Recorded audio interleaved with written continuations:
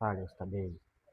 Bana, kuna vurugu imetokea mtaani kwetu hivi na hivi, kwa hiyo vijana tumeshawakamata wako hapa.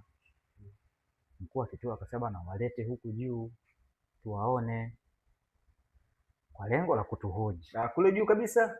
Kwa lengo la kutuhoji sasa kwenye ofisi pale ukipita masjala ya nani pale. Kwa OCD mwenyewe sasa. OCD kule juu. Tukapelekwa kwa OCD bana. Tunafika kwa OCD, OCD anatuona. OCD ilibidi atusalimie kwanza. Vipi? Bana, vipi ndugu zangu? Akasema poa bana.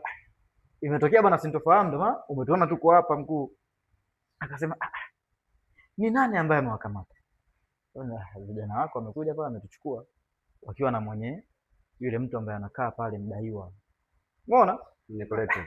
Akasema kwa nini? Sema hatuelewi kaongea nao nini wale mafande. Sisi tumekuja tu pale ametuweka chini ya ulinzi na mteja amewekwa chini ya ulinzi wakati uko kisheria tunafanya mada ya kisheria. Kwa hiyo hatuelewi. Akasema hebu sikia. Akamwambia afande mwenzake sasa wa chini yake.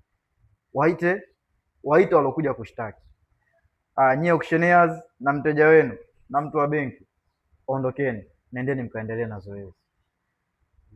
Naomba nibaki na hao watu waliokuja kushtaki. Unanipata?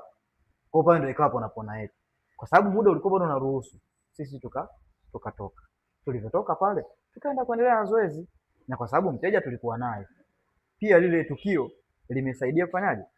Kumpa uhakika mteja. Kwa hiyo tulivyotoka pale kwa sababu muda bado unaruhusu, tumefika pale tukauza. Tukamuuzia ile nyumba, maisha yakaendelea.